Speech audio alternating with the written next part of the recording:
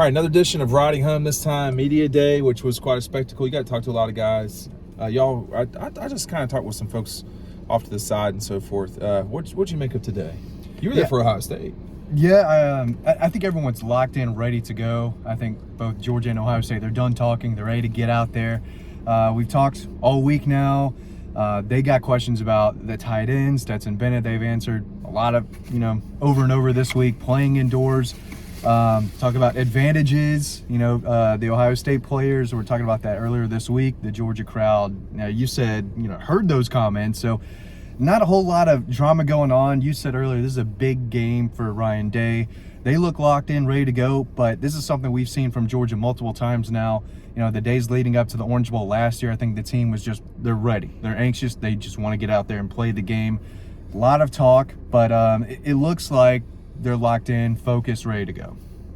I feel the same way myself. I'm ready to get this game and get it going. It's, a month. When you're in the season, a month is a really long time between games. I think it's 28 days exactly, 4 weeks. I think that they've been locked in all year. I don't think that that's changed now. I don't think the break has really changed anything. The verbiage from the players is the same. It's been a locked-in group of guys for 2 years, really, this program. So I can't speak about how Ohio State's went. I wasn't there this morning. But it's going to be tough for them on Saturday. I think it's going to be tough for them. I think they've got more on the line than Georgia does in this game. But I thought media days went well. I talked to about 5 or 6 guys. Everyone seems to be in pretty good spirits. Everyone seems kind of laid back right now. Who are those guys? I talked to Stetson, Keeley, Jalen Carter, Christopher Smith, and Bowers. Okay. Well, I just think, first of all, we're getting alerts about a lot of airlines that seem to be coming through. So that's good. That's a good thing if Georgia's going to bother to win this game, which they should. But, this is an immature Georgia team, and this is probably the most talented team in terms of that Ohio State is definitely the most gifted team that Georgia will have played this season. They're good. From top to bottom. Right. Offense, defense, special teams.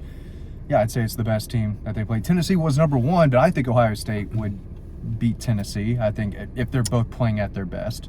But I don't know. That's a good question if Tennessee would beat them in October, November. Yeah.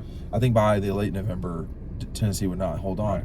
Having watched more and more of Ohio State, there are some issues there. And, Northwestern just ran on them. I think that's a problem. But, the thing I got out of media day today was, Glenn Schumann talked to me about, I talked to him about the big play against Missouri. And he said, no, that wasn't just on one person. When you have a big run like that, that's on every single, that's on every level of the defense. And, at lunch, we were all talking about how many yards Georgia's given up on the ground, and it's not even been 130 to any team. Maybe Oregon got 120-something or 132, but it's not been anything significant. It's just so hard to do it against these guys. Consistently, too. Well, yeah, and I'm reminded, Matt, today I was reminded by people that I talk to that I trust that this is an immature team and that they've had to grow up through the season. And it's easy right now to think or to play the card that Georgia's unbeatable.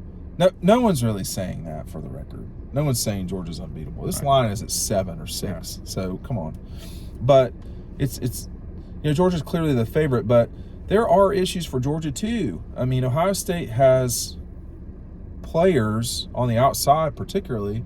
Their offensive linemen on the outside are really, really big. So there are challenges for Georgia here. We say look at the recruiting rankings all the time. It matters, and they've got a lot of talent. They got some 5 stars all across the board, and I think their defense is a little better than I think what people give them credit for. 44 is really good. Yeah, they've got some dudes. I don't know his name, but he makes a lot of plays. Yeah, and they're gonna have to play a lot better than they did against Michigan. Yeah. But doing it in this building, Ryan, where Georgia is playing so well, it's going to be really, really tough. And more specifically, Stetson, his 2 best games are in this building this year, the first one and the last one. Is it time for him not to have a good game? He didn't have a great game against Tech. Was it? No, he didn't have a Okay. great game against Tech, but I think part of that's a little bit of game script. But no, they've dominated in this building this year. I mean, 50-30 and 49-3. Yeah. This is a home game for them. This is as close as a bowl game can be to a home game. Yeah, this is LSU playing in the Superdome. Exactly. I asked one of the Ohio State coaches, are you going to open things up now that you're indoors? You're not playing Midwest weather. You're not looking at, the weather app, seeing how bad it could be.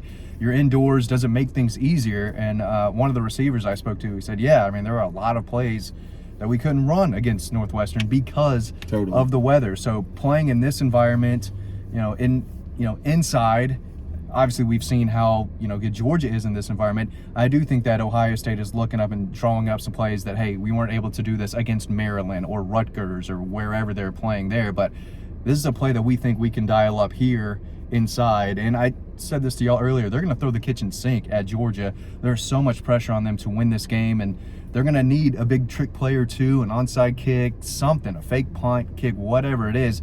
They're going to need one or two of those plays to go their way, and maybe a play that we haven't seen from them all season or two. Now that they're in this building, being able to do what they want is going to be a little easier, and I think it's going to be easier for both teams too. Yeah, so one of the alerts was just that Pele has died. So when I was a little kid, we would watch him. He was one of the guys that I would think about when we were playing soccer. Soccer was such a big deal in Metro Atlanta in the early 80s at the Decatur DeKalb Y and all these places, Matt. But so Pele has passed away. But this real quick, top 5 soccer player? No, I don't know a lot about this, but if that guy's not in your top 5, we got a chance to see Kevin Durant last night. We did. And I would say Kevin Durant for some time I was suggesting this guy's the best player in basketball. I don't know if you can do that right now. Pele, he was at a point in time. He was. Yeah. But Pele for some time was the guy. Well, Diego Maradona was the guy I loved. I mean, he was like Ric Flair out there, man. Like, if your name's Diego, you should have a little flair too. my man was ready to party. The other guy who was ready to party today. Hey, by the way, just real quick, click and get on our newsletter. We've not sent it out yet today because I haven't got final feelings out yet because I'm we're working. We had an working. emergency for a second there. Literally, I've been eating emergencies, and then anyway. So please subscribe to our newsletter. It doesn't cost anything. Where I was going to go with that is, the freewheeling style of Todd Monken was in full display again today. He is a fascinating person to talk to. I like that guy. Yeah, he's cool. Man. He knows really football. Scores points, man. Yeah. I mean, and one of the things that Ty was talking about was that, he had been let go at Cleveland and by the Browns, and he had a lot of opportunities out there, and Kirby was a Georgia guy mattered to him, Ryan. Yeah. So Okay, go ahead. Because he talked about this a little bit yesterday, but I wanted to. He talked a lot about it yesterday. Oh, okay. And just It's me not doing a very good job. Getting, but well, that's what I wrote about. Ryan's on top of Okay, it. I'm sorry. Yeah. Okay. Not reading. I get it. Too busy misplacing things. Yeah. He talked a lot about how Kirby, Mike Bobo, Will Muschamp, all those guys, how much you can tell that matters on a coaching staff when your heart is there. B-Mac, Todd Hartley, Mike. Yeah. Jarvis Jones is around the program. Yeah, and he said, no, like if someone comes calling with a job offer, he's not just going to hang up the phone immediately, but he does love what he does there. It was kind of the family thing. The family thing was what I was like, hey man, that's exactly right. Yeah. He was saying, no, this is not a family. But then, he kind of started joking and was like, well, I've been in organizations where they say, hey, this is a family, but he's like, if we suck, I'm going to get fired. Don't call this a family. And it's not a family. Down to earth guy is kind of what my takeaway was, because he's realistic. He's R-rated. He is R-rated, and I'm all about that. Yeah, but he's R-rated. He, just realistic about how it is a business at the end of the day. But man, that's the best hire Kirby's made, right? In his tenure. Bringing Glenn Schumann on was big. Adding Todd was a big deal, but Todd's the play caller, and he's been a major upgrade from Jim Chaney. 100%. Yeah. I mean, you could make the argument he's the best They've OC lost 3 games in this school decade, history. Matt. They've lost 3 games this century. This decade. One thing that he was saying to me today was it's good to know that the guy that your head coach is a defensive guy. I can go out there and call pretty much whatever I want, because I'm not constrained by stuff. The other thing, and I'm going to write about this, I hope, is that he said that he had at the top of his play sheet, I'm going to get the quote wrong. He said, call plays like you're never going to be here again. Like, in other words, go for it. And I asked him, that was what his response was after the Stetson fumble. And I'll tell you right there, we've been in business. I have other business interests.